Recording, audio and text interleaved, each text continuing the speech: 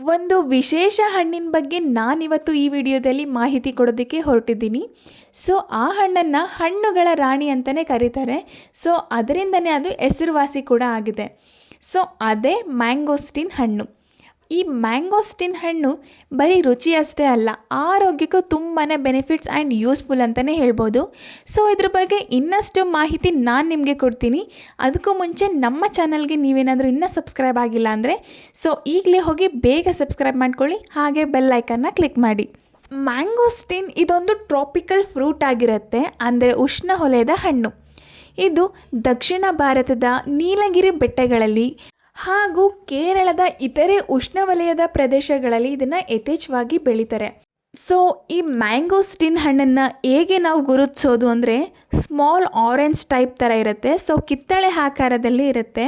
So ಮೇಲೆ ನೋಡೋದಾದರೆ purple colour ನೇರಳೆ ಬಣ್ಣವನ್ನು ಹೊಂದಿರುತ್ತೆ ಇದು. ನೆಕ್ಸ್ಟ್ ಒಳಗೆ ನೋಡೋದಾದರೆ ಬಿಳಿಯ ರಸಭರಿತ ತಿರಳು ಥರ ಇರುತ್ತೆ.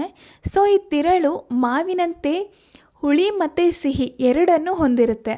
ಅದಕ್ಕೆ ಇದನ್ನು ಮ್ಯಾಂಗೋಸ್ಟಿನ್ ಅಂತಲೇ ಹೆಸರುವಾಸಿ ಆಗಿದೆ. ಈ ಮ್ಯಾಂಗೋಸ್ಟಿನ್ ಹಣ್ಣನ್ನು ತಿನ್ನೋದ್ರಿಂದ ನಮ್ಮ ಬಾಡಿಗೆ ಏನೇನೆಲ್ಲ ಬೆನಿಫಿಟ್ಸ್ ಇದೆ ಅಂತ ನಾವಿವಾಗ ನೋಡೋಣ. ಮ್ಯಾಂಗೋಸ್ಟಿನ್ ಹಣ್ಣು ಬರೀ ರುಚಿಯಷ್ಟೇ ಅಲ್ಲ, ಆರೋಗ್ಯಕ್ಕೂ ತುಂಬಾ ಉತ್ತಮ. ಇದರಲ್ಲಿ ವೈಟಮಿನ್ ಸಿ ಆಗಿರ್ಬೋದು, ಫೈಬರ್, ಆ್ಯಂಟಿ ಆಕ್ಸಿಡೆಂಟ್ ಇವುಗಳೆಲ್ಲ ಇದ್ದು ನಮ್ಮ ರೋಗ ನಿರೋಧಕ ಶಕ್ತಿಯನ್ನು ಇನ್ನೂ ಹೆಚ್ಚಿಸುತ್ತೆ. ಹಾಗೆ ಇದು ಚರ್ಮದ ಆರೋಗ್ಯವನ್ನು ಸುಧಾರಿಸುತ್ತದೆ. ಏನಾದರೂ ಉರಿಯೂತ ಕಂಡಲ್ಲಿ ಅದನ್ನು ಕೂಡ ಕಡಿಮೆ ಮಾಡುತ್ತೆ. ಹಾಗೆ ಜೀರ್ಣಕ್ರಿಯೆಗೂ ಸಹಾಯ ಕೂಡ ಮಾಡುತ್ತೆ. ಹಾಗಾಗಿ ಈ ಹಣ್ಣನ್ನು ನಿಮ್ಮ ದೈನಂದಿನ ಆಹಾರದಲ್ಲಿ ಸೇರಿಸ್ಕೊಳ್ಳೋದ್ರಿಂದ ನಿಮ್ಮ ಆರೋಗ್ಯ ಕೂಡ ಚೆನ್ನಾಗಿರುತ್ತೆ ಹಾಗೂ ಒಳ್ಳೆಯದು ಕೂಡ.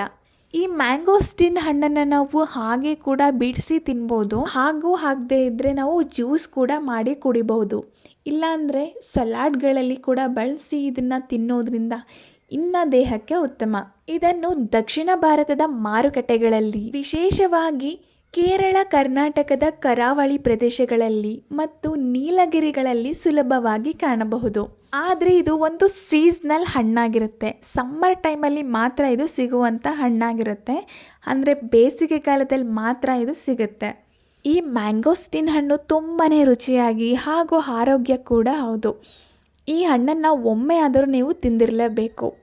ಅಥವಾ ತಿಂದಿದ್ದೀರಾ, ಅಥವಾ ಇದರ ಬಗ್ಗೆ ಏನಾದರೂ ವಿಶೇಷವಾಗಿ ರೆಸಿಪಿ ಗೊತ್ತಿದೆಯಾ? ಕಮೆಂಟ್ ಮಾಡಿ ತಿಳಿಸಿ.